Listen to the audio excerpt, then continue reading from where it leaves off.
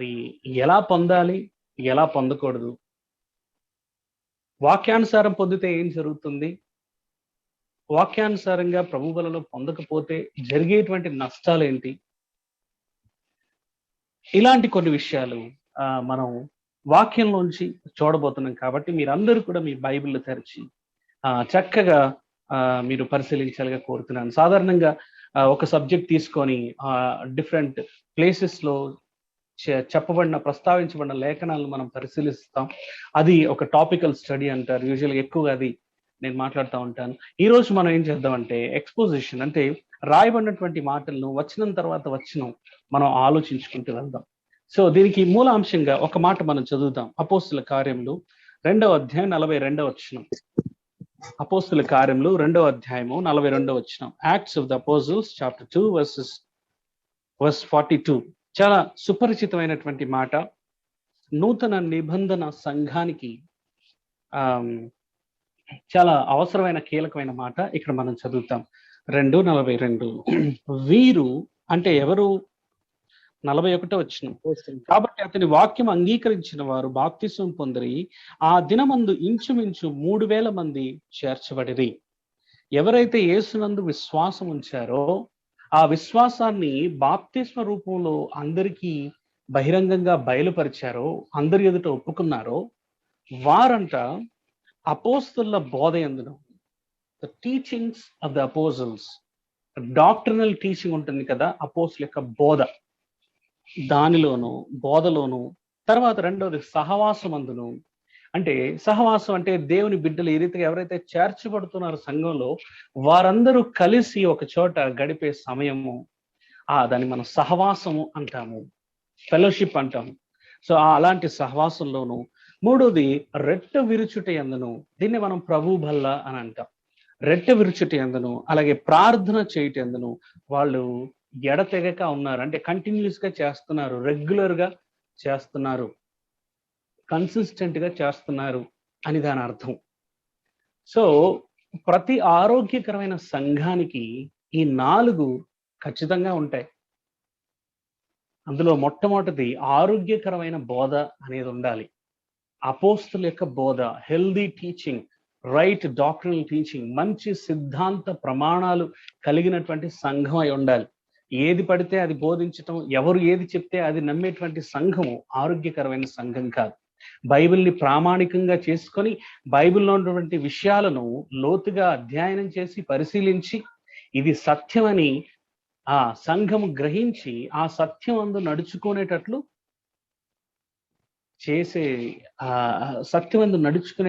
చేసేది సంఘం. కాబట్టి సంఘానికి ఇలాంటి మంచి బోధ అవసరం. ఓకే, ఆ తర్వాత సహవాసం, ఫెలోషిప్. ఏదో నెలకొకసారి కలుసుకోవటం, హాయ్ బై, అలా కాదు. దేవుని బిడ్డలు, ప్రభు యొక్క శిష్యులు, ఆ దేవాతి దేవుని యొక్క కుమారులు కుమార్తెలు కలుసుకుంటే ఎలా ఉంటుంది, ఎలాంటి సంతోషం ఉంటుంది, ఎలాంటి ఇచ్చిపుచ్చుకోటాలు ఉంటాయి, ఎలాంటి ఆదరణ హెచ్చరిక ఉంటుంది.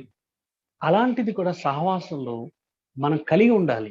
అలాంటి సహవాసం కొరకై తాపత్రయపడాలి.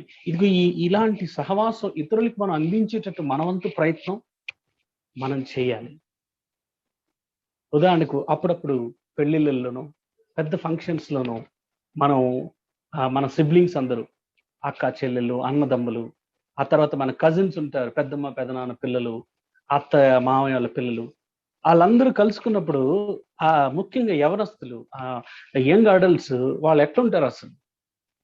చాలా కాలం తర్వాత కలుసుకుని కూడా ఎన్నో మాట్లాడుకుంటూ ఉంటారు, ఎన్నో షేర్ చేసుకుంటూ ఉంటారు, సంతోషంగా గడుపుతారు, రాత్రులు నిద్రపోరు. ఎందుకంటే వాళ్ళు కలుసుకున్నారు కాబట్టి ఆ సంతోషాన్ని ఎంజాయ్ చేస్తారు, ఆ టైంని, ప్రతి క్షణాన్ని అనుభవిస్తారు. అక్కడ ప్రేమ ఇచ్చిపుచ్చుకోవటం ఉంటుంది, ప్రేమానురాగాలు ఉంటాయి. సో అలానే దేవుని బిడ్డలు కూడా వారానికి కనీసం ఒకసారి కలిసినప్పుడు అలాంటి ఎక్స్చేంజ్ ఆఫ్ లవ్, ఒకరికొకడు అనేటువంటి మాటలు బైబిల్లో నూతన నిబంధనలు చాలా కనపడుతుంది. ఒకరినొకడు ఆదరించుకోండి, ఒకరినొకడు హెచ్చరించుకోండి, ఒకరినొకడు ప్రేమించండి, ఒకరినొకరు ఓర్చుకోండి, ఒకరి భారం ఒకడు మోయండి, ఒకరి బాధల్లో ఒకరు పాలు పంచుకోండి, ఏడ్చేవారితో ఏడవండి, నవ్వేవారితో సంతోషించండి. ఇవన్నీ ఎక్కడ జరుగుతాయంటే సహవాసంలో జరుగుతాయి. తర్వాత ఈ రీతిగా మంచి బోధ కింద, సహవాసం కింద కూడి వచ్చినటువంటి ఈ దేవుని బిడ్డలు, ఈ రక్షించబడిన విశ్వాసులు, అంటే వీళ్ళు బాప్తీసంలో సాక్ష్యం ఇచ్చినటువంటి ఈ విశ్వాసులు అందరూ కలిసి రొట్టెను విరుస్తారు. ఆ రొట్టెను విరిచేటువంటి అంశం గురించి మనం మాట్లాడుకోబోతున్నాం. మీలో కూడా చాలా మంది రొట్టె విరుస్తూ ఉంటారు. కొద్దిమంది మంచి అవగాహన కలిగి చేస్తారు, కొద్దిమంది అవగాహన లేమితో చేస్తారు. కొద్దిమంది దాని యొక్క అర్థం ఏంటో గ్రహించుకొని పాలు పొందుతారు. దురదృష్టవశాత్తు కొన్నిసార్లు కొద్దిమంది అర్ధరహితంగా చేస్తూ ఉంటారు. కొద్దిమంది క్రైస్తవులు అదొక మొక్కుబడిగా చేస్తారు. సో సరే, ఇక మెల్లిగా మనం ఈ మాట చదివాం కదా. ఇప్పుడు నాతో రండి. ఈ యొక్క ప్రభు బల్ల గురించినటువంటి సంగతి, ఈ రొట్టె విరుచుట అనేటువంటి సంగతి 4 సువార్తల్లో కూడా ప్రస్తావించబడింది. మొదటిగా రొట్టె విరిచింది యేసుక్రీస్తు ప్రభువే. ఎవరితో కలిసి? తన యొక్క 12 మంది శిష్యులతో కలిసి రొట్టె విరిచాడు, వాళ్ళకి ఇచ్చాడు. అంటే ప్రభు యొక్క బల్ల ఎవరికి అంటే, లేదా ప్రభు బల్లలో చేయి వేయగలిగేది ఎవరు అంటే యేసయ్య యొక్క శిష్యులు, యేసుని నమ్మిన వారు, యేసుని వెంబడించేవారు. యేసు ప్రభు మరి అందరూ ఉన్నప్పుడు, లేకపోతే బహుజన సమూహం ఉన్నప్పుడు ఆ పని చేయలేదు. తన శిష్యులతో ఏకాంతంగా ఉన్నప్పుడు ఆ పని చేశాడు. ఓకే, అది మరి అందులో ఈ 4 సువార్తలో ఉంది కదా. ఒక్క చోట మనం పరిశీలించేద్దాం. లూకా సువార్త 22వ అధ్యాయం. లూకా సువార్త 22వ అధ్యాయం 7వ వచనం నుంచి. లూక్స్ గాస్పుల్ చాప్టర్ 22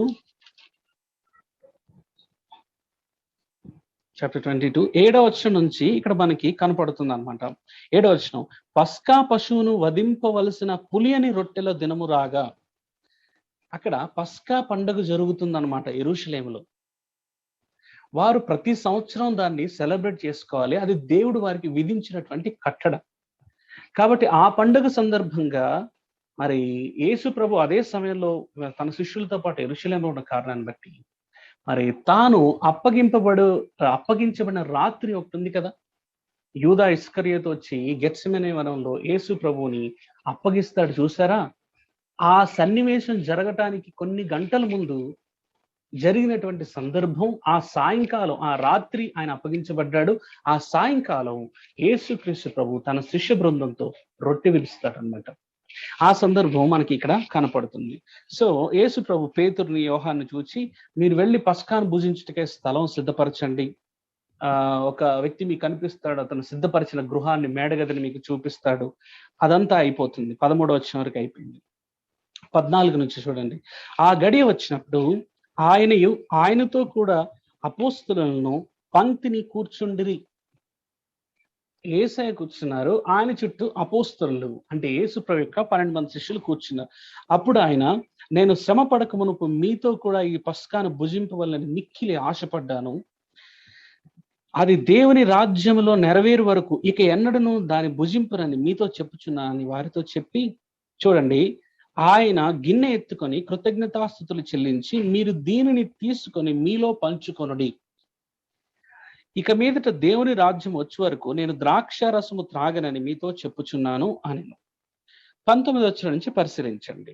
పిమ్మట ఆయన ఒక రొట్టె పట్టుకొని కృతజ్ఞతాస్తుతులు చెల్లించి దాని విరిచి వారికిచ్చి, ఇది మీ కొరకు ఇయ్యబడుచున్న నా శరీరము, నన్ను జ్ఞాపకం చేసుకొనుటకు దీనిని చేయుడి అని చెప్పాను. ఆ ప్రకారమే భోజనమైన తర్వాత ఆయన గిన్నె పట్టుకొని, ఈ గిన్నె మీ కొరకు చిందింపబడుచున్న నా రక్తము వలనైన క్రొత్త నిబంధన. ఇదిగో నన్ను అప్పగించు అని చెయ్యి నాతో కూడా ఈ బల్ల మీద ఉన్నది అని ఇస్కరియోతు యూదా గురించి ప్రస్తావిస్తాడు చివరిలో. సరే, ఇక్కడ మనం చూసాం ఆయన ఒక రొట్టె పట్టుకున్నాడు. అక్కడ సందర్భం ఏంటంటే, వాళ్ళందరూ కూడా పస్కా పండుగ సందర్భంగా పస్కాను భుజించటానికి, అంటే భోజనం చేయటానికి కూర్చున్నారు. మనం చెప్పాలంటే ఒకలాంటి ప్రేమ విందుకి కూర్చున్నారు. వారు కూర్చొని ఐదర్ అది తింటున్నప్పుడు ఏం జరిగిందంటే, ఇంకొక చోట ఉంటుందంటే, వారు కూర్చొని తింటున్నప్పుడు యేసు ప్రభు ఒక రొట్టెని తీసుకొని విరిచి వాళ్ళకిచ్చాడు. మీరందరూ కూడా ఆ రొట్టెలో ఉన్నది పాలు పొందండి. అదైపోయిన తర్వాత ఆయన ఒక పాత్ర ద్రాక్షరస గిన్నె తీసుకొని, ఇదిగో ఇది ఆ మీ కొరకే చిందించబడుచున్న నూతన నిబంధన వలనైనటువంటి రక్తం. కాబట్టి మీరు దీనిలోని తీసుకొని తాగండి. అంటే పాలు పంచుకోండి. ఆ పాత్రలోనిది అందరూ తాగండి అని అర్థం. ఇది ఎందుకు చేయమన్నాడు అన్నది ఇక్కడ యేసుప్రభు ఏమంటున్నాడంటే 19వ వచనంలో కీలకమైన మాట, నన్ను జ్ఞాపకము చేసుకొనుటకై దీనిని చేయుడని ఆజ్ఞాపించాడు. ఇలా చేసేది ఎందుకంటే నన్ను జ్ఞాపకం చేసుకోవడానికి. ఇప్పుడు ఈ సందర్భాన్ని ప్రస్తావిస్తూ అపోస్తలుడైన పౌలు కొరింథీయులకు రాసినటువంటి మాటలను మనం వచనం తర్వాత వచనం అధ్యయనం చేయబోతున్నాం. ఇప్పుడు చూడండి, కొరింథీయులకు రాసిన మొదటి పత్రిక 11వ అధ్యాయం. ఈ ప్రభు యొక్క బల్ల అనగానే మనకి గబుక్కనే గుర్తొచ్చేటువంటి లేఖన భాగం ఏంటంటే కొరింథీయులకు రాసిన పత్రిక 11వ అధ్యాయం కదా. అక్కడ సరే, ఇక్కడ సందర్భం కూడా మీకు కొంత పరిచయం చేయాలి. వీళ్ళు కూడా ఏంటంటే 11వ వచనం నుంచి చూస్తున్నప్పుడు, మీకు ఈ ఆజ్ఞను ఇచ్చుచు మిమ్మల్ని మెచ్చుకొనను, మీరు కూడి వచ్చుట ఎక్కువ కీడుకే కానీ ఎక్కువ మేలుకు కాదు. అక్కడ సంఘంలో కొంత గందరగోళ పరిస్థితులు ఉన్నాయి, కొంత అనారోగ్యమైన పరిస్థితులు ఉన్నాయి, కొంచెం వాక్యానికి భిన్నమైనటువంటి పరిస్థితులు ఉన్నాయి. అపోస్తుల యొక్క బోధ నుంచి కొంచెం పక్కకు తప్పిపోయిన పరిస్థితుల్లో ఉన్న కారణాన్ని బట్టి వాటన్నిటిని చక్కదిద్దుతూ, సవరిస్తూ, సంస్కరిస్తూ రాసినటువంటి పత్రిక కొరింథీయులకు రాసిన మొదటి పత్రిక. ఓకే, సో అక్కడ ఏం జరుగుతుందంటే వాళ్ళందరూ కూడా ఈ ప్రభురాత్రి భోజనాన్ని ఆచరించటానికి కూడి వస్తారు. వాళ్ళు వచ్చేటప్పుడు అక్కడ ఉన్నటువంటి సాంప్రదాయం మనకి కొంత చరిత్ర ఏం చెప్తుందంటే, కొన్నిసార్లు ప్రతి ఒక్కరూ వాళ్ళు వండుకొని అక్కడికి తీసుకొని వచ్చి అందరూ కలిసి భుజించి ఆ సందర్భంగా రొట్టె విరిచేవారు. లేదా కొన్నిసార్లు అక్కడ ఉన్నటువంటి సంఘంలోనే వారు భోజనాలు వండుకొని ఆ భోజనాలు చేస్తూ భోజనానికి ముందో తర్వాతో ఈ రొట్టె విరవటం వారికి పరిపాటిగా ఉండేది. అయితే కొరింథీలో ఏం జరుగుతుందంటే, ముందు ఎవరు వస్తారో వచ్చిన వాళ్ళు వచ్చినట్టు తినేస్తున్నారు. అలా జరగటం వల్ల ఏమవుతుందంటే ముందు తిన్న వాళ్ళు మత్తులైపోతున్నారు, వెనకాల వాళ్ళకి ఏం మిగలట్లేదు. అరే ఇదేం పద్ధతి, ఇదేం ప్రేమ విందు అని వారిని ఖండిస్తూ దిద్దుతూ చెప్తున్నాడు. అదే మాటలు మనకి 20వ వచనం నుంచి, మీరందరూ కూడి వచ్చుచుండగా మీరు ప్రభు రాత్రి భోజనం చేయట సాధ్యము కాదు. ఏలయనగా మీరు ఆ భోజనం చేయనప్పుడు ఒకనికంటే ఒకడు ముందుగా తన మట్టుకు తాను భోజనం చేయుచున్నాడు. ఇందువలన ఒకడు ఆకలిగొనను, మరి ఒకడు మత్తుడగును. ఇదేంటి, అన్నపానాలు తినటానికి పుచ్చుకోవటానికి మీకు ఇండులేవా? దేవుని సంఘమును తిరస్కరించి పేదలను సిగ్గుపరుచుదురా? మీతో ఏం చెప్పుదును? దీని గురించి మిమ్మల్ని మెచ్చుకుంటానా? మెచ్చుకోలేను అని రాస్తూ అప్పుడు ప్రభు వల్ల గురించినటువంటి విషయాలు 23వ వచనం నుంచి 31 వరకు ప్రస్తావిస్తూ ఉంటారు. ఇప్పుడు 23వ వచనం నుంచి మనం ఆలోచన చేద్దాం. మీరు జాగ్రత్తగా మీ బైబిల్లో మీకు బాగా ప్రభు ఎత్తి చూపించిన మాటను అండర్లైన్ చేసుకోండి, లేకపోతే ఎక్కడ రాసుకోండి, లేకపోతే బైబిల్లో రాసి పెట్టుకోవాల్సిందిగా కోరుతున్నాను. 23వ వచనం, నేను మీకు అప్పగించిన దాన్ని ప్రభు వలన పొందితిని. యేసుక్రీస్తు ప్రభు రొట్టె విరిచి తన శిష్యులకి ఇచ్చినప్పుడు అపోస్తలుడైన పౌలు అక్కడ లేడు. ఆ 12 మందిలో అపోస్తలుడైన పౌలు అప్పటికి భాగం కాదు. అయితే అదే రొట్టె విరుచుట, అదే ప్రభు బల్ల గురించినటువంటి విషయాలు ఈయన ప్రభువు చేత బయలుపాటును పొందాడు, ప్రభువు చేత బోధించబడ్డాడు అపోస్తలుడైన పౌలు. అందుకే అంటున్నాడు, నేను మీకు అప్పగించానే దాన్ని నేను ప్రభు వలన పొందాను అని చెప్పి ప్రభు అయిన యేసు తాను అప్పగింపబడిన రాత్రి. ఎందుకు ఈ మాట ప్రత్యేకంగా ప్రస్తావించాల్సి వచ్చింది?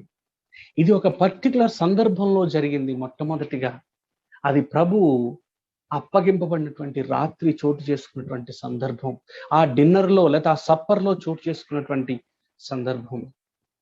ప్రభువును అప్పగించిన వ్యక్తి కూడా ఆ ప్రభు బల్లలో పాలు పొందాడు. ఇప్పుడే కాదు, మొదటిసారి యేసు రొట్టె విరిచి పంచిపెట్టినప్పుడే ఆ 12 మందిలో 11 మంది యోగ్యంగా పాలు పొందితే ఒక వ్యక్తి అయోగ్యంగా పాలు పొందాడు. దురదృష్టవశాత్తు ఈ రోజుల్లో మనలో కూడా కొద్ది మందిని ప్రభు బల్లంటే వివేచించకుండా, అనాలోచనంగా, అలవాటుగా, మొక్కుబడిగా దానిలో పాలు పొందుతాం. అంటే దీని యొక్క సీరియస్నెస్ తెలియకపోవటం వల్ల దాన్ని చులకనగా భావించి దాన్ని ఒక చీప్ రిచువల్ గా మార్చేసుకున్నాం. ఈరోజు అవన్నీ మనం దిద్దుకోవాలి వాక్యపు వెలుగులో. ప్రభు బల్లంటే ఈరోజు భయం పుట్టాలి, దాని మీద మనకి గౌరవం పెరగాలి. ఈసారి దాన్ని అప్రోచ్ అయ్యేటప్పుడు ఎంతో భయభక్తులతో ప్రభు యొక్క శరీరాన్ని మనం తాకాలి. ఓకే, మొదలు పెడదాం. ప్రభు అయిన యేసు తాను అప్పగింపబడిన రాత్రి ఒక రొట్టెను ఎత్తుకొని కృతజ్ఞతాస్తుతులు చెల్లించారు. తండ్రికి కృతజ్ఞతాస్తుతులు చెల్లించి దానిని విరిచి ఆ రొట్టెను విరిచాడు. ప్రతి మాటకు ఒక అర్థం ఉంటుంది. ఆ రొట్టెను విరిచి, ఇది మీ కొరకైన నా శరీరము, కింద ఏముందంటే మీ కొరకు విరవబడిన నా శరీరము, నన్ను జ్ఞాపకము చేసుకొనుటకై దీనిని చేయుడి అని చెప్పాను. ఆ ప్రకారమే భోజనమైన పిమ్మట ఆయన పాత్రను ఎత్తుకొని, ఈ పాత్ర నా రక్తము వలనైన క్రొత్త నిబంధన, మీరు దీనిలోనిది త్రాగునప్పుడల్లా నన్ను జ్ఞాపకము చేసుకొనుటకై దీనిని చేయుడని చెప్పను. ఈ 24, 25 వచనాలు కనుక 23, ఈ 3 వచనాల్లో మనకి ఒక మాట 2 సార్లు నొక్కి వక్కాణించబడుతుంది. అదేంటో తెలుసా? అసలు ఈ రొట్టెను మీరు తీసుకొని ఎందుకు తినాలి, ఈ పాత్రలను ఎందుకు తాగాలి, లేదా త్రాగేటప్పుడు మీరు ఏం చేయాలి అని ప్రభు చెప్తున్నాడంటే, నన్ను జ్ఞాపకం చేసుకున్నట్టుకై దీన్ని చేయండి. Do it in remembrance of me. యేసు ప్రభువుని జ్ఞాపకం చేసుకొనటం కోసం ఇది చెయ్యాలంట. మనం రొట్టె విరిచిన, పాత్రలో పాలు పంపులు పొందిన ఆయన్ను జ్ఞాపకం చేసుకుంటానికి ఇది చెయ్యాలి. ఇది ఒక ప్రధానమైన ఉద్దేశం. ప్రభు బల్ల మనకి ఆజ్ఞాపించిన కారణం ఏంటంటే, ఇది చెయ్యండి, ఇది మీరు కంటిన్యూస్ గా దీనిలో ఎడతెగక ఉండండి అని ఎందుకు చెప్పారు అంటే, ఆయన్ని మనం జ్ఞాపకం చేసుకుంటూ ఉండాలి, అందుకోసం అది చెప్పారు. సరే, దాని గురించి కొన్ని మీకు కొంత వివరణ ఇవ్వబోతున్నాను. అయితే ఇప్పుడు ఈ ప్రభు యొక్క రొట్టె క్రీస్తు యొక్క శరీరము అని బైబిల్ పిలిచింది. ఆ తర్వాత ఆ గిన్నెలోని, ఆ పాత్రలోని ద్రాక్ష రసము యేసు ప్రభు యొక్క ఆ చిందించబడినటువంటి నూతన నిబంధన వలనైన రక్తం. ఓకే, ఇప్పుడు రొట్టె వేస్తున్నప్పుడు మనం కేవలం దాన్ని రొట్టెలాగానే చూడకూడదు. ప్రభు యొక్క శరీరానికి ఏది సాదృశ్యము, ప్రభు యొక్క రక్తానికి సాదృశ్యము అని మనం వింటూ ఉంటాము. అలాగే ఇంకొంచెం మనం ఇంకొక వచనం కనుక మనం చూస్తే అర్థమవుతుంది, ఆ రొట్టెలో చేయి వేయుట క్రీస్తు శరీరంలో పాలు పొందుటే కదా అని అంటున్నాడు. కొరింథీయులకు రాసిన మొదటి పత్రిక 10వ అధ్యాయము 16వ వచనం. 10-16 చూడండి. 10-16. మనము దీవించు ఆశీర్వచనపు పాత్రలోనిది త్రాగుట క్రీస్తు రక్తంలో పాలు పుచ్చుకొనుటయే కదా. అలాగే మనము విరుచు రొట్టె తినుట క్రీస్తు శరీరంలో పాలు పుచ్చుకొనుటయే కదా. మనం ఇది మర్చిపోకూడదు. దాన్ని కేవలం ఏదో రొట్టె ముక్క, ఏదో ఒక చిన్న చుక్క ద్రాక్షరసం అలాగా ఆలోచిస్తే మనం పూర్తిగా పొరపడ్డట్టే. అది రొట్టె ముక్క అయినా ద్రాక్షరసం అయినా దానిలో మనం పాలు పొందుతున్నప్పుడు దాని ఆత్మీయ అర్థం ఏంటి, దాని వెనకాల ఉద్దేశం, పరమార్థం ఏంటంటే, ఆ రొట్టెలో చూడండి, మళ్ళొకసారి చదువుతున్నాను 16వ వచనం. మనము దీవించు ఆశీర్వచనపు పాత్రలోనిది త్రాగుట క్రీస్తు రక్తములో పాలు పుచ్చుకొనటయే కదా. మనము విరుచు రొట్టె తినుట క్రీస్తు శరీరంలో పాలు పుచ్చుకొనటయే కదా. అది మనకి ప్రభు బల్లంటే ఒక గౌరవాన్ని ఇవ్వాలి, ఒక భయభక్తులు కలగ చేయాలి. నేను ప్రభు బలలో చేయి వేస్తున్నాను అంటే క్రీస్తు యొక్క శరీరంలో పాలు పొందుతున్నాను, క్రీస్తు రక్తములో పాలు పుచ్చుకుంటున్నాను, అంటే క్రీస్తుతో మమేకం అవుతున్నాను. యేసు ప్రభు అన్నాడు, నా శరీరము తిని నా రక్తము త్రాగువాడే నిత్య జీవము కలవాడు. కాబట్టి ఆయన శరీరాన్ని తింటున్నామంట, ఆయన రక్తాన్ని త్రాగుతున్నామంట. సింబాలిక్ అక్కడ అదే జరుగుతుంది. అదేం ఒక మొక్కుబడిగా జరిగించేటువంటి ఏదో ఒక వారానికి ఒకసారి చేసే కార్యక్రమం కాదండి. దయచేసి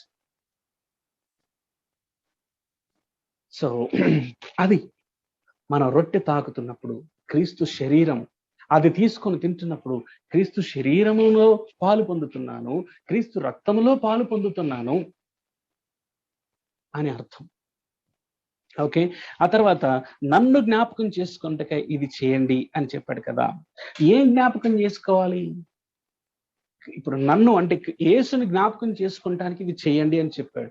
యేసుని జ్ఞాపకం చేసుకోవటం అంటే ఒక్కసారి వెనక్కి తిరిగి గతం వైపు చూసి క్రీస్తు మానవ పట్ల చేసినటువంటి రక్షణ కార్యము, ఆ విమోచన కార్యము, ఆ సిలువుపై తన్ను తాను అప్పగించుకున్నటువంటి బలి కార్యాన్ని, ఆయన యొక్క మరణము, భూస్థాపన, పునరుద్ధానాలను మనం జ్ఞాపకం చేసుకోవాలి. ఈరోజు నేను సంఘంలో, సహవాసంలో రక్షించబడిన విశ్వాసిగా, నిరీక్షణ కలిగినటువంటి విశ్వాసిగా ఉన్నాను అంటే దీనికి కారణము నా ప్రభువు చేసిన బలియాగం అన్న సంగతి మనకి ఎప్పుడు గుర్తు రావాలి. అది వ్యక్తిగతంగానే కాదు, సంఘంగా, సమూహంగా గుర్తుకు రావాలి. అందుకోసం రొట్టెలో పాలు పొందమని ప్రభు ఆజ్ఞాపించాడు. ఆ యొక్క బలలో చాలాసార్లు మనం ఏం చేస్తామంటే, ప్రభు బలలో చేవేసేటప్పుడు ఆలోచనలు మన చుట్టూ తిరుగుతాయి. అయ్యో నేను ఎలా ఉన్నాను, నా సంగతి ఏంటి, అది మంచిది. అయితే అసలు చేయాల్సింది ఏంటంటే ప్రభువుని జ్ఞాపకం చేసుకోవటం, ప్రభు యొక్క కార్యాన్ని జ్ఞాపకం చేసుకోవటం, ప్రభు ఇచ్చిన రక్షణను జ్ఞాపకం చేసుకోవటం, ప్రభు ఉద్దేశించిన సంగతులను జ్ఞాపకం చేసుకోవటం. అలా జ్ఞాపకం చేసుకుంటూ ఉన్నప్పుడు, ఆయన యొక్క బలి కార్యాన్ని జ్ఞాపకం చేసుకుంటున్నప్పుడు మనం ఏం చేస్తాం తెలుసా? ఆయన్ని ప్రేమిస్తాం, దీనులంగా అవుతాం, కృతజ్ఞులం అవుతాం. ఇదంతా నా ప్రభు వల్లనే అని ఆయన్ని మహిమపరుస్తాం. ఆయనే దీనికి కీలకం అండి, నా రక్షణకు మూలం ఆయనేనండి అని ఆయన్ని మహిమపరుస్తాం. ఆయనకు ఆరాధికులం అవుతాం. కాబట్టి ప్రభు వల్ల నిజంగా మనలో ఇలాంటి భక్తి భావాన్ని పెంచాలి, ఇలాంటి గౌరవ భావాన్ని, ఇలాంటి ఆరాధనా భావాన్ని, ఇలాంటి కృతజ్ఞతా భావాన్ని మనలో నింపుకొని రావాలి.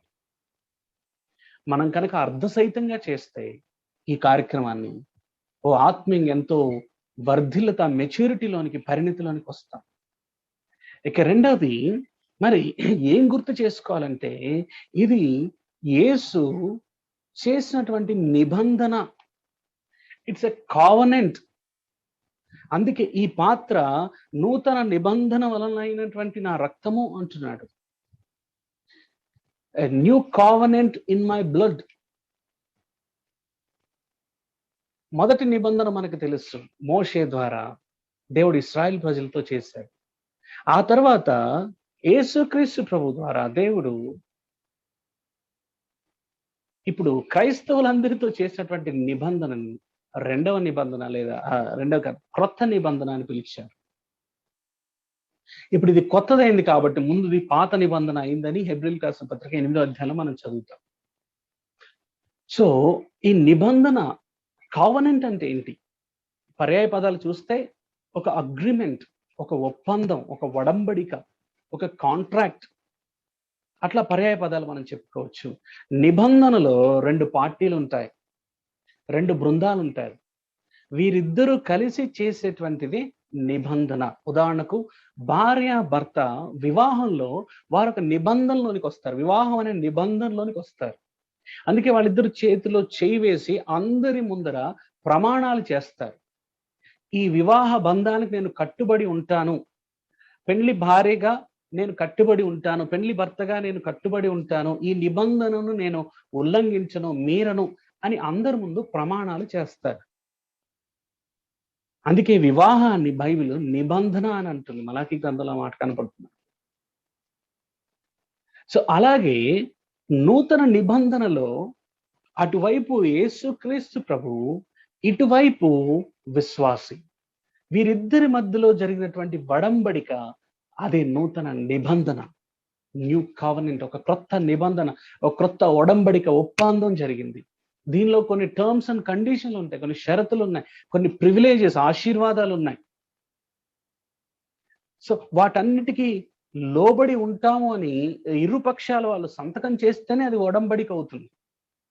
అలాగే యేసు ప్రభు మనలో ఉన్న ప్రతి ఒక్కరితో, ప్రతి విశ్వాసితో ఒడంబడిక చేశాను, ఉదాహరణకు నిన్ను ఎన్నడూ విడువను ఎడబాయను, ఇదిగో మీ కొరకు స్థలం సిద్ధపరచి వెళ్ళుచున్నాను, ఇదిగో మిమ్మల్ని ఒంటరిగా విడిచిపెట్టను, పరిశుద్ధాత్మను పంపిస్తాను, మీతో పాటు సదాకాలం ఉంటాను. అయితే మీరు నన్ను ప్రేమించాలి, మీరు నన్ను ప్రేమిస్తే నా ఆజ్ఞలు గైకొంటారు. ఇలాంటి టర్మ్స్ అన్ని, కండిషన్స్ అన్ని ఈ నిబంధనలో ఉన్నాయి. అదే వాక్యంలో మనకు కనపడతాయి. మిమ్మల్ని సంపాదించుకోవటానికి ఇదిగో నేను ఇది చేశాను, దీనిలోంచి నేను తప్పిపోను, నేను మాటిస్తే నిలబడి ఉంటాను అన్నటువంటి ప్రమాణాలు, మాటలు, వాగ్దానాలు, షరతులు అనేకమైనవి నిబంధనలో ఉన్నాయి. యేసుక్రీస్తు ప్రభు ఒకవైపు సంతకం చేశారు. ఎలా చేశారో తెలుసా? బహుశా మనం ఇలా ఊహించవచ్చు. ఆయన గుర్తుగా ఆ నిబంధనను స్థిరపరచడానికి గుర్తుగా ఉపయోగించిన ఆయన రక్తం. ఇప్పుడు ఇటువైపు నా విశ్వాసి కూడా ఈ యేసుని నేను నమ్మాను, ఈ యేసునందు విశ్వాసం ఉంచాను, ఈ యేసు వెనకాలే నడుస్తాను, ఈ యేసే నాకు ప్రభువు, నా జీవితానికి రాజు, ఇప్పుడు ఆయన చెప్పినట్టు నేను వింటాను, ఆయన చిత్తాన్ని గైకొంటాను, ఆయన మార్గాల్లో నడుచుకుంటాను, ఆయన పోలికలోనికి మారుతాను అన్నటువంటి కమిట్మెంట్ చేసినప్పుడు ఆ విశ్వాసి కూడా నిబంధనలో సంతకం పెడుతున్నాడు. అందుకే మనం రక్షించబడిన రోజున మనం అప్పగించుకుంటాం. ఆ తర్వాత బాప్తీసంలో సాక్ష్యం ఇచ్చేటప్పుడు అందరి ముందు బహిరంగంగా ఒప్పుకుంటాం, ఈ రోజు నుంచి నేను క్రైస్తవుడిని, క్రీస్తుని వెంబడిస్తాను, క్రీస్తే నా యొక్క ప్రభువు అని మోమాటం లేకుండా, భయపడకుండా అందరి ముందు సాక్ష్యం ఇస్తాడు. అంటే ఆ నిబంధనలోనికి అడుగు పెడుతున్నాడు, నిబంధనలో సంతకం పెట్టినట్టు అనమాట, మనకు అర్థం కావటానికి. ఇప్పుడు ఈ రెండు పార్టీలు ఆ నిబంధనలో ఏకగ్రీవంగా అంగీకరించి ఒక ఒడంబడికలోనికి వచ్చారు. ప్రభు బల్లలో మనం చేయి వేస్తున్నప్పుడల్లా, అవును విశ్వాసగా నేను ఆ నిబంధనకు కట్టుబడి ఉన్నాను. పెళ్ళైనటువంటి జంటలు కూడా సంవత్సరానికి ఒకసారైనా కనీసం వారు వెడ్డింగ్ యానివర్సరీ జరుపుకుంటున్నప్పుడు ఆ రోజున ప్రమాణాలు చేశామే, అవి ఒకసారి తిరిగి జ్ఞాపకం చేసుకుంటే ఎంత బాగుంటుందంటే వాళ్ళ యొక్క బంధం బలపడటానికి వారు చేసిన ప్రమాణాలు, ఆ టర్మ్స్ అండ్ కండిషన్ గుర్తు చేసుకుంటే కనుక వాళ్ళు ఇంకా ఒకరికొకరు కట్టుబడి ఉండటానికి, ఒకరికొకరు నిబంధనలో ఏకగ్రీవంగా ఉండటానికి ఉపయోగపడుతుంది.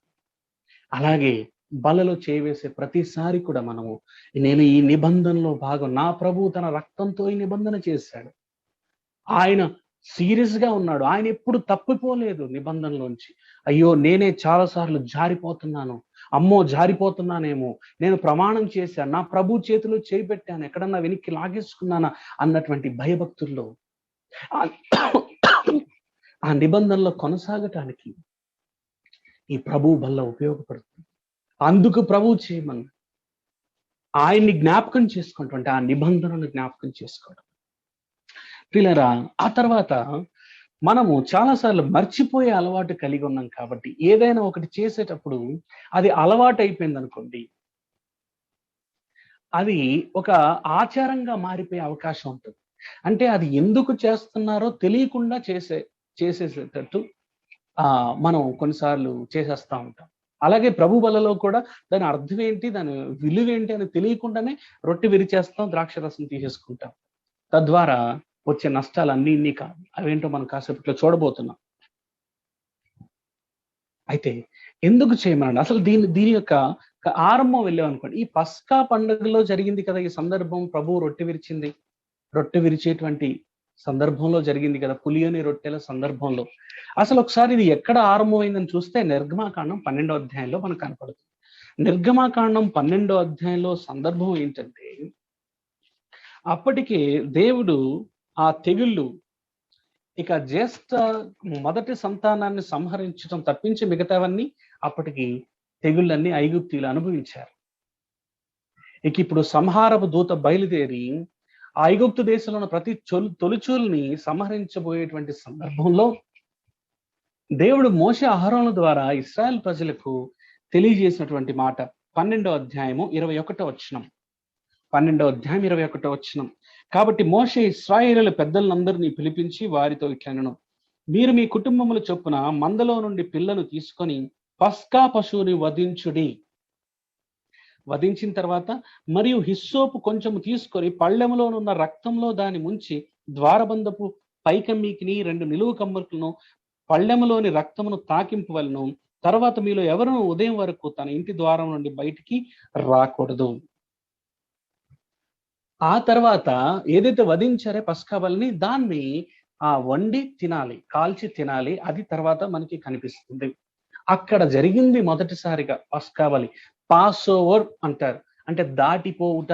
అక్కడ సంహరించేటువంటి దేవదూత వీరిని, ఇశ్రాయేల్ని దాటిపోయిన దానికి గుర్తుగా, పాస్ ఓవర్ అన్నదానికి గుర్తుగా పస్కా, ఆ బలి పశువుని వధించి ఆ రక్తాన్ని వాళ్ళు చిలకరించుకున్నారు.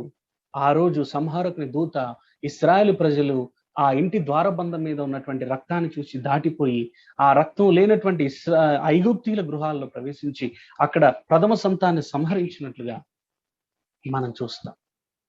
ఆ రోజు దేశం అంతా గగ్గోలు పుట్టింది, భయభ్రాంతులకు లోనైపోయింది.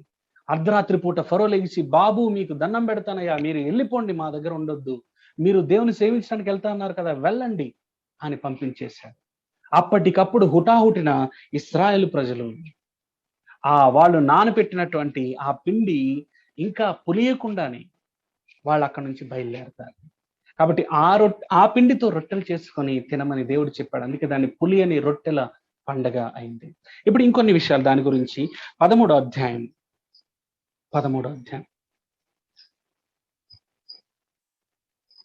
దానికంటే ముందు 42వ వచనం చూడండి. 42వ వచనం, ఆయన ఐగుప్తు దేశంలో నుండి 12వ అధ్యాయం 42, ఐగుప్తు దేశంలో నుండి వారిని బయటికి రప్పించినందుకు ఇది యెహోవాకు ఆచరింపదగిన రాత్రి.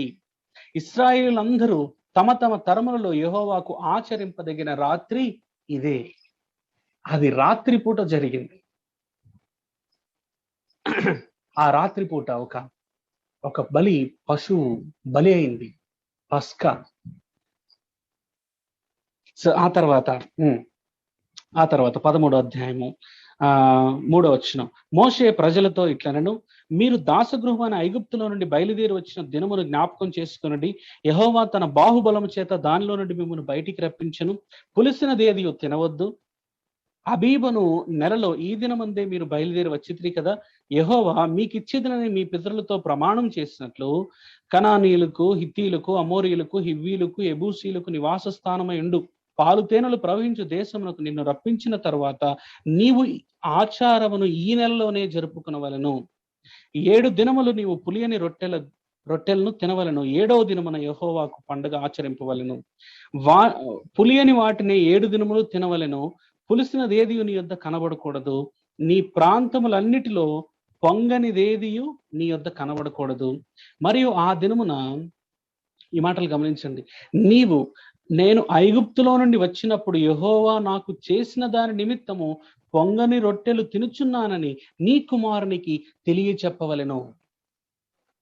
మీరు అక్కడి నుంచి బయటకు వచ్చారు బాబు, ఇక నుంచి మీరు ఆ కనాన్లో ప్రవేశించిన తర్వాత కూడా ప్రతి సంవత్సరం ఇది జరుపుకోవాలి. మీరు రోజువారీ పండుగల్లాగా, ఆ రోజువారీ దైనందిన జీవితాల్లో తినే రొట్టెల్లాగా ఇది ఉండకూడదు. మిగతా పండుగల్లో రొట్టెల్లాగా కాదు, ఇది పొంగని రొట్టెలై ఉండాలి. ఇంకో సందర్భంలో చేదు కూరలతో కూడా అని ఉంటుంది. సో పొంగని రొట్టెలు తినుచున్నానని నీ కుమారునికి తెలియచేయాలి.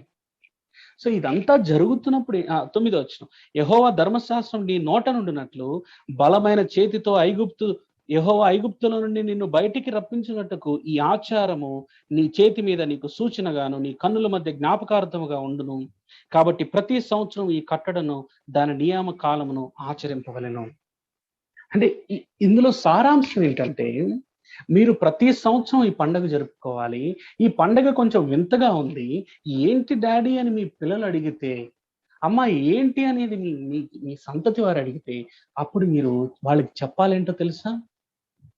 దేవుడు బందీఖానాలో ఉన్నటువంటి మమ్మల్ని తన బాహుబలం చేత విడిపించాడు. ఇక ఎవరి వల్ల కానిది దేవుడు చేశాడు, ఇది దేవుని కార్యము అని నీ కుమారులకు, కుమార్తెలకు నువ్వు తెలియచెప్పాలి. ఆ రీతిగా తరతరాలది కట్టడిగా ఉండాలి. నీ పిల్లలు వారి పిల్లలకి చెప్పాలి. అంటే ఇక్కడ 2 విషయాలు. ఒకటి, వాళ్ళు పస్కా పండుగను ఎందుకు ఆచరించాలి అంటే, ఆచరించేటప్పుడు చేసేది ఏంటంటే, దేవుడు చేసిన విమోచన కార్యాన్ని వారు గుర్తు చేసుకోవాలి. దేవుడిచ్చిన విడుదల స్వాతంత్రాన్ని వారు గుర్తు చేసుకోవాలి. దేవుడు వారికి దయచేసినటువంటి బానిసత్వ విమోచన గురించి జ్ఞాపకం చేసుకోవాలి. రెండవది, అది తమ పిల్లలకు ప్రచురం చేయాలి, తమ పిల్లలకు చేరవేయాలి, ప్రచురించాలి. ప్రభు బలలో కూడా మనం సరిగ్గా ఇదే చేయమని చెప్పాడు ప్రభు. ఆయన్ని జ్ఞాపకం చేసుకుంటాం అంటే ఆయన యొక్క విమోచన కార్యాన్ని జ్ఞాపకం చేసుకోవటానికి అది చెయ్యాలి. అలాగే మీరు ఈ రొట్టెను తిని ఈ పాత్రను త్రాగునప్పుడల్లా ప్రభువు వచ్చే వరకు ఆయన మరణమును ప్రచురించుదురు. ఆయన యొక్క మరణాన్ని, క్రీస్తు యొక్క మరణాన్ని మన యొక్క ఈ యాక్టివిటీ ద్వారా, మన క్రియల ద్వారా, మన యాక్షన్స్ ద్వారా, మన మాటల ద్వారా ప్రభు యొక్క మరణాన్ని ప్రచురిస్తున్నాం, ప్రచురించాలి. సో దీని వెనకాల ఉన్నటువంటి బ్యాక్గ్రౌండ్ పాత నిబంధనలో ఇది. సరే, ఈ రీతిగా జ్ఞాపకం చేసుకుంటే ఏం జరుగుతుంది బ్రదర్? మొదట ఇందాక చెప్పినట్లు మనం కృతజ్ఞులు అవుతాం, మనం బడాయిలకు పోము. నేను రక్షించబడ్డాను అన్నటువంటి పొగరు మనకి ఉండనే ఉండదు. కొద్దిమంది విశ్వాసుల్లో ఆత్మీయమైన గర్వం ఉంటుంది. నేను ఏ ఫెలోషిప్కి వెళ్తాను అనుకుంటున్నారు, నేను ఏ సంఘస్థుని అనుకుంటున్నారు, లేకపోతే మాది ఏం బోధ అనుకుంటున్నారు. పిల్లరా, ప్రభువుని జ్ఞాపకం చేసుకున్నప్పుడు, ప్రభు యొక్క విమోచన కార్యాన్ని జ్ఞాపకం చేసుకున్నప్పుడు, ప్రభు శిలువ కార్యాన్ని జ్ఞాపకం చేసుకున్నప్పుడు దాని ముందర మనం ఎవరైనా శూన్యమే. నువ్వు నేను ఏం చేసింది లేదు రక్షించబడ్డాను. సమస్తం ప్రభువే సంపూర్తి చేసి ఆ రక్షణలోనికి మనల్ని పిలుచుకున్నాడు, ఆహ్వానించాడు. కృపచేత మనం రక్షించబడ్డాం, విశ్వాసం ద్వారా రక్షించబడ్డాం అంతే. సో దేవుని ప్రభు యొక్క బల్ల మనం సరిగ్గా పాలు పొందితే ఏం జరుగుతుంది తెలుసా? మనం దీనులు అవుతాం, మనం కృతజ్ఞులు అవుతాం, ప్రభువుకి రుణస్థులు అన్నటువంటి జ్ఞప్తి మనకు వస్తుంది. బడాయిలకు, అతిశయానికి, గర్వానికి ఇక చోటు ఉండదు. అలాగే నేను నిబంధనలో ఉన్నటువంటి వ్యక్తిని, నా ప్రభు నాతో నిబంధన చేశాడు, నేను కూడా ఆయనతో నిబంధనలో ఉన్నాను. నా ఇష్టానుసారంగా ఉంటానంటే కుదరదు. పెళ్లి అయిన తర్వాత భార్య గాని భర్త ఇకనే నా ఇష్టానుసారంగా ఉంటానంటే కుదరదు. నీ భార్యకు నువ్వు జవాబుదారి, నీ భర్తకు నువ్వు జవాబుదారి.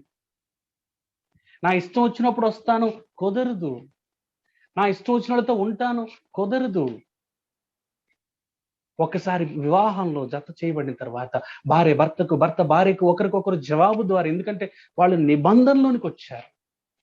అలాగే ఒక్కసారి ప్రభు చేతిలో చేయవేసిన తర్వాత, ఒకసారి ప్రభువుని నోటితో ఒప్పుకొని అంగీకరించి బాప్తీసులు అందరి ముందు బహిరంగంగా ఈయనే నా ప్రభు అని ప్రకటించిన తర్వాత, నేను క్రీస్తు వాడను, క్రీస్తు దానను అని చెప్పిన తర్వాత, ఇక మన ఇష్టం వచ్చినట్టు ఉంటానంటే కుదరదు. వాక్యానికి భిన్నంగా బ్రతుకుతానంటే కుదరదు. వాక్యానికి విరుద్ధంగా ప్రవర్తిస్తానంటే కుదరదు. ప్రభువుని ప్రేమించను అంటే కుదరదు. ఎందుకంటే నువ్వు నిబంధనలో పాలిభాగస్తుడివి, పాలిభాగస్తురాలివి. ఒకవైపు ప్రభు ఎంత సిన్సియర్గా ఉన్నారు, మనం ఎంత లాయల్గా సిన్సియర్గా ఉండాలి. అది మనకి ప్రభు వల్ల గుర్తు చేస్తుంది. నేను నిబంధనలో ఉన్న వ్యక్తిని. సరే, ఇంకొంచెం ముందుకు వెళ్దాం, ముగింపులోనికి వచ్చాం. మళ్ళీ కొరింథీయులకు రాసిన మొదటి పత్రిక 11వ అధ్యాయానికి రండి. కొరింథీ 1 కొరింథీ 11. ఇప్పుడు ఇందాక నేను చదివాను 26వ వచనం, మీరు ఈ రొట్టెను తిని ఈ పాత్రలోనిది త్రాగునప్పుడల్లా ప్రభువు వచ్చు వరకు ఆయన మరణమును ప్రచురించుదురు. ఇక్కడ ఇంకొక మాట అండర్లైన్ చేసుకోవాల్సింది ఏంటి తెలుసా? ప్రభువు వచ్చే వరకు. ప్రభువు బల్ల మనకి ఏం గుర్తు చేస్తుంది తెలుసా? ప్రభువు మరలా రాబోతున్నాడు, ఆయన మహిమతో రాబోతున్నాడు, నన్ను కొనిపోవటానికి, తీసుకొని వెళ్ళటానికి రాబోతున్నాడు. ఆయన ముందర నేను నిలబడాలి, లెక్క చెప్పాలి, ప్రభు ఇచ్చే బహుమానాలు పొందాలి. అలాంటి శుభ నిరీక్షణ ఒకవైపు మనకి తెలియజేస్తుంది. రెండోది, ప్రభు రాకడొస్తున్నప్పుడు నేను ఎలా ఉన్నాను, ఎలా ఎదుర్కోవాలి, ఆయన పని ఎంతవరకు చేశానన్న భయాన్ని కూడా, మనకి బాధ్యతను కూడా గుర్తు చేస్తుంది ప్రభు యొక్క బల్ల. ఆయన్ని జ్ఞాపకం చేసుకుంటానికి వెనక గతాన్ని గుర్తు చేసుకుంటే, ఆయన రాబోతున్నాడన్న భవిష్యత్తును కూడా గుర్తు చేస్తుంది ప్రభు యొక్క బల్ల. అలాగే ప్రతిసారి మనం చేయి వేసేటప్పుడు, మనం ఆ రొట్టె విరుస్తున్నప్పుడు, ఆ పాత్రలను తాగుతున్నప్పుడు, ప్రభు మరణించాడు, ప్రభు పాపికై మరణించాడు, ప్రభు మానవ విముక్తి కొరకై మరణించాడు అన్నది మనం ప్రచురిస్తున్నామంట. అంటే ఆ క్రియ ద్వారా మనం ప్రచురిస్తున్నాం. ఆ తర్వాత బయటికి వెళ్ళి కూడా అది ప్రచురిస్తాం. నీ కొరకు ప్రభు మరణించాడు, సమాధి చేయబడ్డాడు, తిరిగి లేపబడ్డాడు. నెక్స్ట్ వచనానికి వెళ్దాం. 27వ వచనం, కాబట్టి మీరు ప్రచురించుదురు కాబట్టి ఎవడు అయోగ్యముగా పాలు పొందును. ఇక్కడ ఎలా చేయకూడదు అనేవి 2 వచనాలు చెప్పబడ్డాయి. ఈ ప్రభు బలలో ఎలా చేయవేయకూడదు, ఎలాగ దాన్ని అప్రోచ్ అవ్వకూడదు. 27, 29 వచనాలు. కాబట్టి ఎవడు అయోగ్యముగా ప్రభు యొక్క రొట్టెను తినునో, లేక ఆయన పాత్రలోనిది త్రాగునో, వాడు ప్రభు యొక్క శరీరమును గూర్చి రక్తమును గూర్చి అపరాధియగును. అమ్మో, చాలా పెద్ద మాట. ప్రభు యొక్క శరీరాన్ని గురించి రక్తాన్ని గురించి అపరాధి అవుతాడంట. 29 వచనం. ప్రభు శరీరము అని వివేచించకుండా తిని త్రాగివాడు తనకు శిక్షావిధి కలుగుటకే తిని త్రాగుచున్నాడు. వివేచించకుండా అవివేచనతో పాలు పొందితే అంట శిక్షావిధి, తన మీదకి జడ్జిమెంట్ తెచ్చుకుంటున్నాడు, శిక్షను కొని తెచ్చుకుంటున్నాడు. ప్రియులారా, మనము దేవునికి సంబంధించి చేసేటువంటి కార్యకలాపాల్లో మిగతా దేని గురించి చెప్పబడిన తీవ్రమైన విషయాలు ప్రభు యొక్క బల్ల గురించి చెప్పబడ్డాయి. నువ్వు పాటలు ఎలా సరిగ్గా పాడినా పాడకపోయినా, లేకపోతే వాక్యం ఎలా చెప్తున్నావు, అలాంటి కార్యక్రమాలు ఉంటాయే, మరి కానుక ఎలా ఇస్తున్నామో, ఆరాధన ఎలా చేస్తున్నామో, వీటి గురించి ఇంత సీరియస్ మాటలు చెప్పబడలా. ఎవరైతే అయోగ్యంగా పాలు పొందుతారో వారు అపరాధులవుతారు. They are guilty. ఆ తర్వాత రెండవది, వివేచించక తిని త్రాగువాడు శిక్షావిధి. అంటే రొట్టెలో పాలు పొంది ప్రభు బల్లలో చేయి వేసి శిక్షను పొందుతున్నాడంట, శిక్షను తెచ్చుకుంటున్నాడంట. సో ఎలా పాలు పొందకూడదు? 3 విషయాలు. మొట్టమొదటిది, అయోగ్యంగా పాలు పొందకూడదు. 27 వచనం. ఇక్కడ అయోగ్యంగా అంటే అన్వర్ది మేనర్ అని ఉంది ఇంగ్లీష్లో. అంటే అయోగ్యమైన పద్ధతిలో, అయోగ్యమైన విధంగా. ఇప్పుడు ప్రభు బల్లలో ప్రభు సన్నిధికి రావడానికి నువ్వు నేను యోగ్యులవా అంటే వ్యక్తిగతంగా యోగ్యులం కాదు. ప్రభు కృపచేతే మనం రక్షించబడ్డాం, దానికి పాత్రులం అయ్యాం. అయితే ఇక్కడ జరిగింది ఏంటంటే, ఇది ప్రభు శరీరము, ప్రభు రక్తం అన్నటువంటి గ్రహింపు లేకుండా, గౌరవభావం లేకుండా, భయభక్తులు లేకుండా అయోగ్యమైన విధానంలో పాలు పొందితే అపరాధి అవుతాడు. కాబట్టి అయోగ్యమైన విధానంలో పాలు పొందకూడదు. అంటే ఈ నిబంధనలో ఉన్నటువంటి నేను, దేవుని బిడ్డగా, ప్రభు శిష్యుడిగా, శిష్యురాలుగా ఉన్న నేను ప్రభువుకు తగ్గట్టు బ్రతుకుతున్నానా? నిబంధన అనుసరించి ఉంటున్నానా? ఒకవేళ జారిపోతే ప్రభుతో సమాధాన పడుతున్నానా? క్షమాపణ అడిగి దిద్దుకుంటున్నానా? లేదా నా బ్రతుకు నా ఇష్టం, కానీ మందిరానికి, సంఘానికి వచ్చినప్పుడు చేయి వేసేస్తాను అన్నటువంటి అయోగ్యమైన విధానంలో పాలు పొందుతుంది. దురదృష్టవశాత్తు కొద్దిమంది అయోగ్యమైన పద్ధతిలో పాలు పొందుతుంది. ఆ తర్వాత రెండవది ఏంటి తెలుసా? 29 వచనంలో, ప్రభు శరీరం అని వివేచించటం అంటే వితౌట్ డిజర్నింగ్. ఏదో ఇది కూడా ఒక రొట్టె వచ్చింది తినేద్దాం, ప్రసాదం లాగా తినేద్దాం, అది వివేచించకుండా ఉన్నటువంటి, not judging the body rightly అని ఉంటుంది ఇంగ్లీష్లో. అసలు ఈ రొట్టె ఏంటి, ఈ ద్రాక్ష రసం ఏంటి అన్నటువంటి గ్రహింపు, వివేచన, ఆ జ్ఞానం లేకుండా ఇష్టం వచ్చినట్టు అవివేకంగా పాలు పొందితే కూడా ప్రమాదం. ఏముంది? శిక్షావిధి తెచ్చుకుంటున్నాడంట. అమ్మ బాబోయ్, శిక్షావిధి అంటే ఇక్కడ అర్థం ఏంటో తెలుసా? జడ్జిమెంట్ తెచ్చుకుంటున్నాడంట అండి. దేవుని క్రమశిక్షణ హస్తాన్ని తన మీదకి తాను కొని తెచ్చుకుంటున్నాడు. వీళ్ళకి ఏం జరిగిందో తెలుసా? ఈ కొరింథీలో ఉన్నటువంటి సంఘస్థులు ప్రభు రాత్రి భోజనాన్ని కానివ్వండి, ప్రభు బల్లని కానీ వివేచించకుండా అయోగ్యంగా పాలు పంపులు పొందుతున్నందుకు వాళ్ళకి ఏం జరిగిందో తెలుసా? 30వ వచనం చూడండి. ఇందువల్లనే మనకు కూడా ఇదే జరుగుతుంది. ప్రభు యొక్క బల్లను వివేచించకుండా అయోగ్యమైన పద్ధతిలో ఇష్టానుసారంగా అలవాటుగా కనుక చేస్తే ఏం జరుగుతుంది? కొద్దిమంది ఎలా, కొన్ని సంఘాల్లో ప్రతి వారము రొట్టె విరుస్తారు, కొన్ని సంఘాల్లో నెలకి ఒక్కసారి రొట్టె విరుస్తారు మొదటి వారంలో, కొన్ని సంఘాల్లో 3 నెలలకు ఒకసారి రొట్టె విరుస్తారు. కొన్ని సంఘాలు ఉన్నాయి. నేను ఒక సంఘం గురించి మెక్సికోలో, మేము కువైట్లో ఉన్నప్పుడు ఒక అతను వచ్చాడు మెక్సికో నుంచి. వాళ్ళ సంఘంలో అంతా ప్రతిరోజు సాయంకాలం రొట్టె విరుస్తారంట. సరే, ఎప్పుడెప్పుడు రొట్టె విరవాలి, ఎంత ఫ్రీక్వెంట్ గా విరవాలి అన్నటువంటి కరెక్ట్ నేరుగా ఇవ్వబడిన ఆజ్ఞ ఏది లేదు. కాదు ఇక్కడ చూసాం, మీరు రొట్టె విరిచేటప్పుడల్లా ఎలా విరవాలో చెప్పారు, కానీ ఎప్పుడెప్పుడు విరవాలన్నది ప్రస్తావించలేదు. ఆది అపోస్తులు ప్రతి దినము దేవాలయంలో కూడుకుంటూ ఇంటుంటే రొట్టె విరిచారు, అంటే ప్రతిరోజు చేశారు. అదే కాలక్రమేణా మెల్లిమెల్లిగా 20వ అధ్యాయానికి వచ్చేసరికి ఆదివారమున రొట్టె విరిచారని 7వ వచనంలో మనం చదువుతాం. సో ఇప్పుడు ఏం జరుగుతుందంటే, కొద్దిమంది దీన్ని సీరియస్ గా తీసుకుని నెలకు ఒకసారి చేస్తారు. ఎందుకంటే ఇది ప్రతి వారం చేస్తే అలవాటు అయిపోతుంది, మనం అయోగ్యంగా పాలు పొందుతున్నాం, దీన్ని సీరియస్ గా తీసుకోవట్లేదని కొద్దిమంది నెలకు ఒకసారి వెళ్ళారు.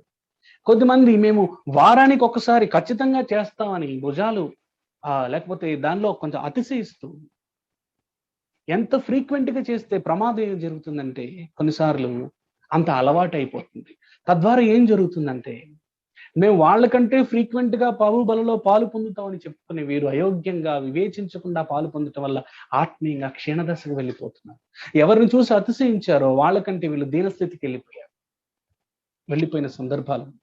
ఇప్పుడు వీళ్ళకి ఏం జరిగిందో తెలుసా అలా చేయటం వల్ల? 30వ వచనం, ఎందువల్ల ప్రభు శరీరం అని వివేచింపక తిని త్రాగువాడు తనకు శిక్షావిధి కలుగటానికే తిని త్రాగుచున్నాడు. ఈ కారణం చేత మీలో అనేకులు, 3 గుంపులు ఉన్నారు, మీలో అనేకులు, మీలో కొద్దిమంది అనలేదు, జాగ్రత్తగా గమనించండి, మీలో అనేకులు బలహీనులై ఉన్నారు, వీక్, రోగులై ఉన్నారు, సిక్. 3వ మాట ఏంటి తెలుసా? చాలా రోగులై ఉన్నారు, చాలా మంది నిద్రించుచున్నారు. నిద్ర అంటే నిద్రపోవటం కాదు, చనిపోతున్నారు. కొద్దిమంది కాదు, చాలా మంది. ప్రియులారా, ఇందుకు ప్రభు వల్లని మనం సీరియస్ గా తీసుకోవాలి. ఇది ఆటలాడుకునే ఆట వస్తువు కాదు, అలవాటుతో చేసే ఇష్టానుసారంగా చేసేది కాదండి ఇది. వీళ్ళు అలాగేనే చేశారు, వీళ్ళకి ఒక అలవాటు అయిపోయింది, అనాలోచనగా అయోగ్యంగా ఇష్టానుసారంగా బ్రతుకుతూ వాళ్ళు కలుసుకున్నప్పుడు రొట్టె విరిచేసి మా పని అయిపోయిందిలే అనుకుంటారు. కానీ ఏం జరిగిందో తెలుసా? వాళ్ళకి చాలా మంది బలహీనలు అయిపోయారు. ఎందుకో తెలుసా? ప్రభు యొక్క శిక్షణ హస్తాన్ని, శిక్షావిధి అంటే అదే, ప్రభు యొక్క డిసిప్లిన్ యాక్షన్ కిందికి తమను తాము వాళ్ళు తెచ్చేసుకున్నారు. అందుకే ప్రభు, వారు దేవుని బిడ్డలు కాబట్టి వారిని శిక్షించాడు. శిక్షణలో భాగంగా వాళ్ళు బలహీనలు అయ్యారు. They become weak. భౌతికంగా బలహీనలు అయిపోయారు, అలాగే ఆత్మీయంగా బలహీనలు అయిపోయిన సందర్భాలు కూడా జరుగుతాయి. ఆ తర్వాత రెండోది, వాళ్ళు దేవుని శిక్షణ కింద ఉండి క్రమశిక్షణలోనే ఏమైందో తెలుసా? రోగులైపోయారు. దీన్ని బట్టి మనకి ఏం అర్థమవుతుంది? కొన్నిసార్లు మనం ఎదుర్కొనేటువంటి అనారోగ్యము కొన్ని సాధారణంగా కలుగుతాయి, వాతావరణ పరిస్థితులను బట్టి, లేకపోతే సిచ్యువేషన్స్ బట్టి.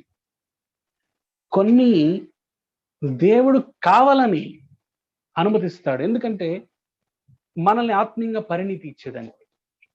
ఇంకొన్నిసార్లు దేవుడు కొన్ని రోగాలు ఎందుకు పెడతాడంటే మనల్ని శిక్షించేదాని కొరకే, మనల్ని దిద్దేదాని కొరకే, మనం చేసిన తప్పుని దిద్దేదాని కొరకే, మనం నేర్చుకునేదాని కొరకే. దీని నుంచి ఆ మాట నేర్చుకోవచ్చు. కొద్దిమంది కాదు, చాలా మంది నిద్రించుచున్నారు అంట. ఒక ట్రాన్స్లేషన్ ఏముందో తెలుసా? చాలా మంది అంట they are going to their graves early. వారి సమాధుల్లోనికి ముందుగానే వెళ్ళిపోతున్నారంట. కారణం ఏంటంటే ప్రభు బలను విచ్చలవిడిగా వారు భయభక్తులు లేకుండా దానిలో పార్టిసిపేట్ చేసేందుకు. అయితే ముగింపులో ఎలా పాలు పొందాలి, ఎందుకు చెయ్యాలో చూసాం. ప్రభు వల్ల పాలు పొందేటప్పుడు ఏం చేయాలో ఆయన జ్ఞాపకం చేసుకోవాలని చూసాం. ఎలా పాలు పంపులు పొందకూడదో అన్నది చూసాం. ఇష్టం వచ్చినట్టు పాలు పంపులు అయోగ్యంగా పాలు పొందే ఏం జరుగుతుందో అన్నది చూసాం. శిక్షావిధికి కారణమైపోతుంది. ఒక్కసారి ఆలోచించండి, మన జీవితాల్లో మన ఆత్మీయ క్షీణతకు కానీ, మన భౌతికమైనటువంటి ఆ వీక్నెస్ కి, జబ్బులకి, లేకపోతే కొన్ని ఇన్ఫర్మిటీస్కి కారణం ప్రభువు వల్లను మనం ఇష్టం వచ్చినట్టు చేయవేయటం ద్వారానా, అగౌరవపరచడం ద్వారానా, అయోగ్యమైన పద్ధతిలో పాలు పంపులు పొందటం ద్వారా జరిగి ఉండొచ్చా? లేదా వివేచించక, ఇది ప్రభు శరీరము, ప్రభు రక్తాన్ని వివేచించక తిని త్రాగటం వల్ల జరిగి ఉండొచ్చా? నాకు తెలియదు. నా గురించి అయితే నాకు తెలుసు, మీ గురించి మీకు తెలుసు. ఆలోచన చేయండి. ముగింపులో ఇప్పుడు ఎలా పాలు పొందాలి brother? How we should participate? దీన్ని ఎలా సెలబ్రేట్ చేయాలి? దీన్ని ఎలా పాలు పంపులు పొందాలి? వాక్యం ఏం చెప్తుంది చూడండి. 28వ వచనం. కాబట్టి ఏంటి? కాబట్టి 27వ వచనం కొనసాగింపుగా చదవాలి. వాడు ప్రభు యొక్క శరీరమును గూర్చియో రక్తమును గూర్చియో అపరాధి అవుతాడు. కాబట్టి మీరేం చేయాలంటే ప్రతి మనుష్యుడు, కొద్దిమంది కాదు, పాస్టర్ గారు కాదు, పెద్దలు కాదు, లేదా కేవలం విశ్వాసులు కాదు, ఎవ్రీవన్, ప్రతి మనుష్యుడు తన్ను తాను పరీక్షించుకొనవలెను. Should examine himself. పరీక్షించుకొనవలెను. అలాగు చేసి, అంటే అలా పరీక్షించుకొని ఆ రొట్టెను తిని ఆ పాత్రలోనిది త్రాగవలెను. Clear cut instruction. ఎలా పాలు పంపులు పొందాలి? తన్ను తాను పరీక్షించుకోవాలి అంట. ఇంగ్లీష్ ఎగ్జామిన్ అంటే ఇంగ్లీష్ పదాల్లో దీని గ్రీకులో ఏ పదం వాడారంటే డోకిమాజో అనేటువంటి ఒక గ్రీక్ పదం ఉపయోగించారు. డోకిమాజో. దానికి అర్థాలు ఏంటని రాశాడు అనమాట. డిక్షనరీలో ఏం రాశారో తెలుసా? తన్ను తాను పరీక్షించుకోవాలంటే టెస్ట్ చేసుకోవాలి, ఆ తర్వాత ఎగ్జామిన్ చేసుకోవాలి. పరీక్ష అంటే ఏం చేస్తారు? పరీక్ష అనగానే మనకు పిల్లలు గుర్తొస్తారు. పిల్లలు పరీక్ష రాస్తారు. ఏం రాస్తారు? వారు చదువుకున్నారు, చదువుకొని వెళ్ళారు, స్కూల్లో క్వశ్చన్ పేపర్ ఇస్తారు, వీళ్ళు చదివింది వాళ్ళకి అర్థమైంది, ఎంత అర్థమైంది, ఎంత చదువుకున్నారా అన్నదానికి పరీక్ష పెడితే కానీ తెలియదు అన్నమాట. ఆ పరీక్ష పెట్టినప్పుడు వాళ్ళు రాసేటప్పుడు ఎంత చదువుకున్నారో తమను తాము ఆ ఎగ్జామిన్ చేసుకుంటారు, లేకపోతే టీచర్స్ ఎగ్జామిన్ చేస్తారు. అలాగే పరీక్షించుకోవటం. తర్వాత మనం ప్రూవ్ చేసుకోవాలి అనే అర్థం ఉంది. తర్వాత అప్రూవ్ చేసుకోవాలనే అర్థం కూడా వచ్చింది. ఇంకొక పదం వాడారు, ఏంటో తెలుసా? స్క్రూటినైజ్. స్క్రూటినైజ్ చేసుకోవటం అంటే కూలంకుషంగా పరిశీలించుకోవటం.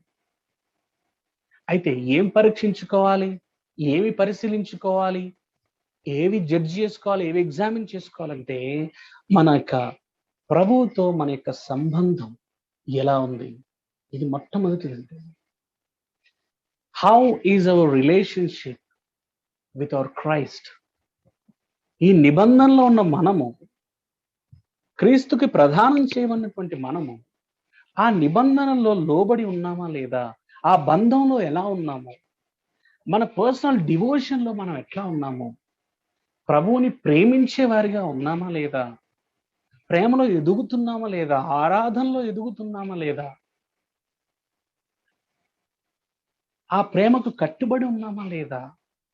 లేదా ప్రభు యొక్క ప్రేమ నుంచి మనల్ని ఇంకేదో పక్కకి ఆకర్షించేసిందా? లోకం మనల్ని ఏమన్నా ఆకర్షించేసిందా? లోక మాయ మనల్ని ఆవరించిందా? లోకపు మోహము వ్యామోహంలో ఇరుక్కుపోయాం, లోక ఆశల్లోకి, లోక స్నేహంలోనికి ఏమన్నా జారిపోతున్నామా? లేకపోతే శరీరానికి లొంగిపోయి పాపానికి లోబడిపోతున్నామా? మనం మన సొత్తు కాదు, విలువ పెట్టి కొనబడ్డాము. ఈ దేహంతో దేవుని మహిమపరచాల్సినటువంటి మనము ఈ దేహంతో దేవునికి ఇష్టం లేని పనులు చేస్తున్నాము. ప్రభు చేతిలో చేయిబెట్టి నీ వెనకాలే అని ప్రమాణం చేసిన మనము ఆ చేతిని వెనక్కి తీసుకొని వేరే వారికి ప్రేమ పంచుతున్నాము. ఇవి కదా మనం పరీక్షించుకోవాలి. నేను ఈ నిబంధనకు యోగ్యమైన విధానంలో ఉన్నానా లేదా? ప్రభుని నేను ప్రేమిస్తే ప్రభు ఆజ్ఞలు గైకుంటున్నానా లేదా? ప్రభు మాట వింటున్నానా లేదా? ఆయనకి నచ్చింది చేయాలని తపన పడుతున్నానా లేదా? ఆయనకి నచ్చనిది ఏదన్నా చేసినప్పుడు ఇబ్బంది పడుతున్నానా, బాధపడుతున్నానా, క్షమాపణ వేడుకుంటున్నానా లేదా? ఇవండి పరీక్షించుకోవాలి. ఆ తర్వాత మన ఉద్దేశాలు, ప్రభు కొరకు మనం ఏదన్నా చేస్తే, క్రైస్తవునిగా మనం ఏదైనా చేస్తే, మనం ఏం చేస్తున్నాం, ఎంత చేస్తున్నాం అన్నదానికంటే ముందు ఏ ఉద్దేశంతో చేస్తున్నాం, what is our intentions, what are our intentions and what are our motives అని దేవుడు చూస్తాడు. మన ఉద్దేశాలు, లోపల ఆలోచనలు ప్రభు చూస్తాడు. అవి మనం పరీక్షించుకోవాలి. నా దైనందిన జీవితంలో ఒక క్రైస్తవునిగా నా నడక ఎలా ఉంది, క్రైస్తవురాలిగా నా బిహేవియర్ ఎలా ఉంది, నా మాట తీరు కానివ్వండి, నా చూపు కానివ్వండి, నా పద్ధతి కానివ్వండి, నా ఆ అలవాట్లు కానివ్వండి, నా వ్యవహార శైలి, ఎలా ఉంది? క్రీస్తుకు తగినట్టుందా లేదా? లేదా తెలిసి తెలిసి ఎక్కడైనా జారిపోతున్నానా? నేను చదువుకుంటున్న స్థలంలో కానీ, పని చేస్తున్న స్థలంలో కానీ, వ్యాపార స్థలంలో కానీ, నా స్నేహితుల మధ్యలో కానివ్వండి, బంధువుల మధ్యలో కానివ్వండి, పెళ్లిళ్ళల్లో కానివ్వండి, చావుల్లో కానివ్వండి, సంఘంలో అవనివ్వండి, సమాజంలో ఇరుగు పొరుగు వారి మధ్యలో నేను ఒక క్రిస్టియన్‌గా నన్ను నేను ఎలా కండక్ట్ చేసుకుంటున్నాను? ఈ విషయాలు మనం పరీక్షించుకోవాలండి. ఇక్కడ ఇంకొకటి చెప్పమంటారా? ఇవన్నీ పరీక్షించుకోవాలంటే కొంచెం టైం కావాలి. కొద్దిమంది క్రైస్తవులకు ఉన్న ఒక చెడ్డ అలవాటు ఏంటో తెలుసా? అప్పటి వరకు నింపాదిగా ఉంటారు. ప్రభు బల్లో చేయాలి కాబట్టి ఆ వాక్యం విన్న తర్వాత అప్పుడు మొదలు పెడతారు. ప్రభా ఇంకేమన్నా ఉందా? క్షమించండి. ఆ కంగారులో అక్కడ ఇచ్చే 2-3 నిమిషాలు ఏమి సరిపోద్ది పరీక్షించుకోవడానికి? ఒక ఆరోగ్యకరమైన క్రైస్తవుడు ప్రభు బల్ల దగ్గరికి వచ్చినప్పుడే పరీక్షించుకోడు. ఒక ఆరోగ్యకరమైన క్రైస్తవుడు ప్రతిరోజు పరీక్షించుకుంటూ ఉంటాడు. ప్రతిరోజు దిద్దుకుంటా ఉంటాడు. ప్రతిరోజు ఒప్పుకుంటా ఉంటాడు. ప్రతిరోజు రెన్యూ చేయబడతా ఉంటాడు. ఆ రీతిగా అలవాటు కలిగిన వ్యక్తి ప్రభు బల దగ్గరికి వచ్చినప్పుడు న్యాచురల్ గా పరీక్షించుకుంటాడు. ఒకవేళ ఇంకేదైనా మిస్ అయిపోతే ఆ ప్రభు బలలో చేయి వేసే ముందు ఆ వాక్యం ఏదో వింటామే, ఆ వాక్యం ద్వారా ప్రభువు మన అంతరంగాన్ని ఇంకా బయలుపరిచి వాటిని కూడా ఒప్పుకునేటట్టు చేస్తాడు. కాబట్టి వారానికి ఒక్కసారి బలలో చేయి వేస్తాను, నెలకొకసారి బలలో చేయి వేస్తాను, అప్పుడు ఒప్పుకుంటాను అంటే అది బెస్ట్ కాదు. అప్పటి వరకు ఎందుకు? నిజమైన క్రైస్తవుడు, ఒక హెల్దీ క్రిస్టియన్ ఏం చేస్తారంటే, మీరేదో పని మీద హడావుడిగా వెళ్తున్నారు నడుచుకుంటూ, కాల్లో ముళ్ళు దిగింది, ఏం చేస్తారు? ఇంపార్టెంట్ పని, ముందు పని చూసుకుందాం తర్వాత ముళ్ళు తీసుకుందాం అనుకుంటారా? ఎవరు అలా అనుకోరు. ఎంత ఇంపార్టెంట్ పని అయినా, కాల్లో ముళ్ళు దిగినా, కంట్లో నలుసు పడినా, మిగతా పనులన్నీ ఆపేసి ముందు అవి తీసుకొని ఆ తర్వాత పనికి వెళ్తారు. అలాగే క్రైస్తవుడుగా, క్రైస్తవురాలిగా మనం కూడా మన దైనందిన జీవితంలో ఎక్కడైనా ప్రభువుని బాధ పెట్టి జారిపోయి ఉంటే, ఏదన్నా శోధనకు లోబడిపోయి ఉంటే, తెలుసో తెలియకో జారిపోయి పాపంలో పడిపోతే వెంటనే మిగతావన్నీ తర్వాత పక్కన పెట్టేసి ముందు దాన్ని ప్రభు సన్నిధిలో ఒప్పుకొని విడిచిపెట్టాలి. ఆ స్థితిలోనికి మనం రావాలి. దానికి ప్రభు వల్ల మనకి సహాయపడాలి. ఈ రీతిగా మనం పరీక్షించుకోవాలి. పాపం పట్ల మన వైఖరి ఎలాగుంది అన్నది, మనం ఆత్మీయంగా ఆరోగ్యంగా ఉన్నామా లేదా అన్నది తెలియజేస్తుందండి. పాపం చేసినా ఎలాంటి నొప్పి లేకుండా ఉన్న క్రైస్తవుడు బలహీనుడైపోతున్నాడు, అనారోగ్యంగా ఉన్నాడు, ఆత్మీయంగా తను హెల్దీగా లేడు అన్నది నేరుగా మనం చెప్పేయచ్చు. చిన్న తప్పైనా, చిన్న అబద్ధమైనా, చిన్న కోపమైనా, చిన్న మోహపు చూపైనా, చిన్న ఇంకేదన్నా నొప్పించే మాట అయినా జరగ్గానే బాధపడతాడే, నొచ్చుకుంటాడే, అయ్యో ప్రభువా క్షమించయ్యా, సమాధానం పోగొట్టుకున్నాను అంటాడే అతగాడు, ఆవిడ ఆరోగ్యకరమైన క్రైస్తవుడు, క్రైస్తవురాలు. సో మనకి టైం అయిపోయింది. పరీక్షించుకోవటం నేర్చుకుందాం. ఈసారి నుంచి ప్రభు బల్లను మీరు చేరుకునేటప్పుడు దయచేసి మొక్కుబడిగా చేయొద్దు, ఆషామషిగా చేయొద్దు, చులకనగా తీసుకోవద్దు. మీరు వివేచించకుండా, దేవుని గౌరవించకుండా, వాక్యాన్ని గౌరవించకుండా గబుక్కున వెళ్ళి చేయి వేస్తే అది అంతటితో ఆగిపోవట్లేదు. అయోగ్యమైన విధానంలో, అన్వర్ది మేనర్లో పాలు పొందితే, వివేచించకుండా తిని త్రాగితే శిక్షా విధి కలుగుతుంది. అపరాధి అవుతున్నావు. దేవుని దండహస్తము నీ వీధికి వస్తుంది. అనవసరంగా నష్టపోతున్నావు. అలా జరగకుండాను గాక. మళ్ళీ ఎవరికి కనీసం ఈ రోజు నుంచి అయినా సరే, ఈసారి ప్రభు బలలో చేవేసేటప్పుడు ఈ సత్యాలను మన మనసులో పెట్టుకుందాం. దీన్ని వాక్యానుసారంగా ఎక్సర్సైజ్ చేద్దాం. ఈసారి ప్రభు బల దగ్గరికి వస్తున్నప్పుడు, అయ్యా నిన్ను జ్ఞాపకం చేసుకుంటున్నాను, నువ్వు చేసిన రక్షణ కార్యాన్ని, నువ్వు అర్పించిన నీ ప్రాణాన్ని, శిలువ త్యాగాన్ని నేను గుర్తు చేసుకుంటున్నాను. నిన్ను బట్టే నేను రక్షించబడ్డానయ్యా, నువ్వే నా రక్షణకు మూలమయ్యా. అయ్యా ప్రభువా, నిజంగా నేను నీకెంతో రుణస్థుడని, ఎంతో కృతజ్ఞుడని, నిన్ను ప్రేమిస్తాను ప్రభు. ఇదిగో నేను నిబంధనలో పాలిభాగస్తుని కాబట్టి నేను ఇష్టానుసారంగా ఉండటానికి వీల్లేదు ప్రభు. ఇదిగో పలానా చోట జారిపోయాను, పలానా చోట నిబంధన ఉల్లంఘించాను ప్రభా, నువ్వు చెప్పినట్టు చేయకుండా ఉన్నాను, నీ చిత్తానికి వెళ్ళిపోయాను ప్రభు, క్షమించండి క్షమించండి అని మనం పరీక్షించుకోవాలి. ప్రభువుని జ్ఞాపకం చేసుకోవాలి, నిబంధనని జ్ఞాపకం చేసుకోవాలి. ఎవరైతే ఇలాగా ఆరోగ్యకరంగా ఉంటారో తెలుసా, వారు ప్రభు ప్రేమలో ఎదుగుతారు, ప్రభు భయభక్తుల్లో ఎదుగుతారు, ప్రభు నిబంధనలో ఎదుగుతారు, ప్రభు ప్రేమలో ఎదుగుతారు, వాక్యానికి దగ్గరగా వస్తారు, తమ దైనందిన జీవితాల్లో ఎప్పుడు పరీక్షించుకుంటూ ఉంటారు. ఆ రీతిగా ఆత్మీయ పురోగవృద్ధి, ఆత్మీయ వర్ధిల్లత, ఆత్మీయ మెచ్యూరిటీలోనికి వస్తారు. ఎవరైతే ఇలా చేయకుండా ఉంటారో, ప్రభు వాళ్ళని చులకనగా తీసుకుంటారు, ఏముందిలే బ్రదర్ అన్నట్టు వ్యవహరిస్తారు. ఈ మాటలు తెలిసాక కూడా ఇక ముందు మీరు అలా చేస్తే వాక్యాన్ని బట్టి నేను చెప్పగలుగుతానేంటో తెలుసా, మీకు శిక్షా విధి కలగటానికి మీరు చేస్తున్నారు. ప్రభు రొట్టెని గూర్చి ఆయన రక్తమును గురించి మీరు అపరాధి అవుతున్నారు. అయ్యో, మీరు అనవసరంగా అనారోగ్యాన్ని, బలహీనతను, చావుని కొని తెచ్చుకుంటున్నారు. జాగ్రత్త పడదాము. మనందరం కూడా దీన్ని సీరియస్ గా తీసుకొని ప్రభు వల్లను, ఇది ఆశీర్వచనపు పాత్ర, ఇది మనకి ఆశీర్వాదం ఇవ్వాలి, కానీ శిక్షా విధికి కిందికి తీసుకురాకూడదు. కాబట్టి మన వైఖరి మార్చుకుందాం. ప్రభు మనకి సహాయం చేయనుగా.